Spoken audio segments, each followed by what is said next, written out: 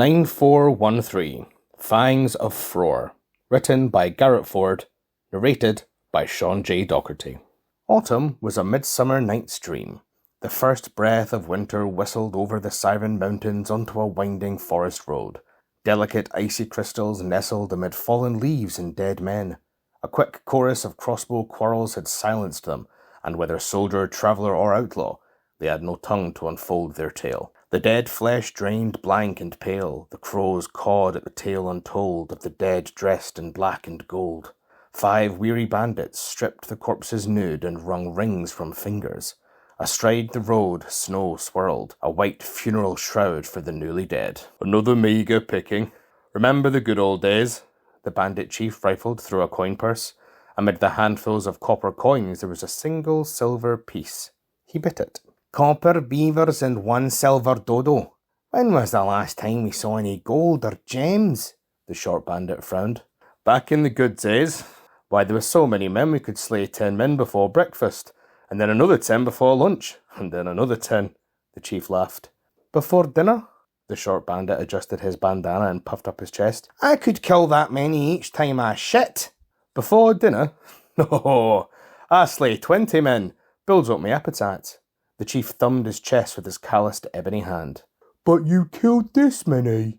The fat bandit held up 2 fingers. Yobbert, that is 2 fingers. That number is 2. The pox-scarred bandit corrected him. Thanks, Poxy Pate. Yobbert nodded, his jowls jiggled. Are you still trying to teach that idiot? The short bandit snarked. I'm learning numbers. I can count to this many. The fat bandit counted it on his fingers and held them up. 10, Yobbert. That number is 10. Pate patted Yobbert on his ragged fur cloak. I got an idea. Let's open a school. Poxy Pate can teach all the illiterate bandits in the land to count. We can call it Poxy Pate's School for Scoundrels. The short bandit snarked.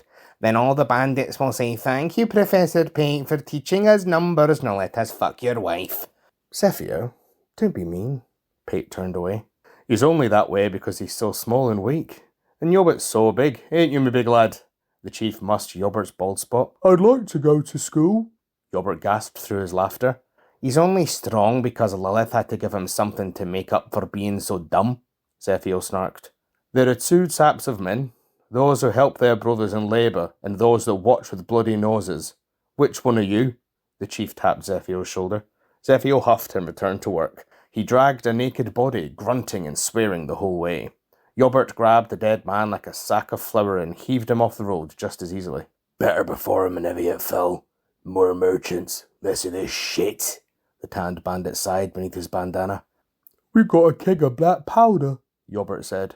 Schwarzpulver, Yobbert. That is called Schwarzpulver. An alchemist makes it.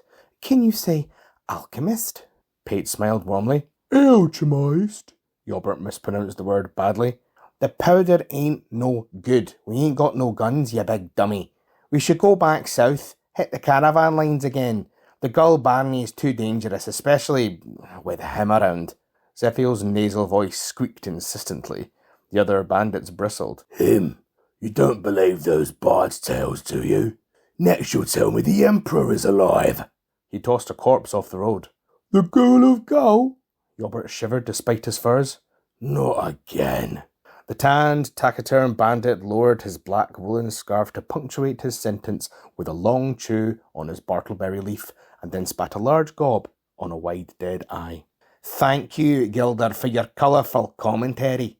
As usual, he has nothing to say. Zephyr grumbled and stripped the last body naked. Yobbert hoisted and tossed it beside the others. Better than having too much. Gilder scoffed and raised his scarf. That madman, the Ghoul of Gull, only attacks people near the Gull Barony. We're leagues from there. Highly improbable that he would appear here, Pate shrugged.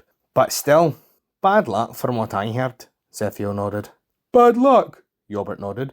Will the bad man come? Hush, what if he hears? Zephyr whispered nasally, dousing the dead with a flask of lantern oil. He will eat us all. He hears, he appears. I'll stay at the head and claim the bounty for myself. You little lapdogs can hold my hats. The chief twirled his jaunty peacock feather cap in the air.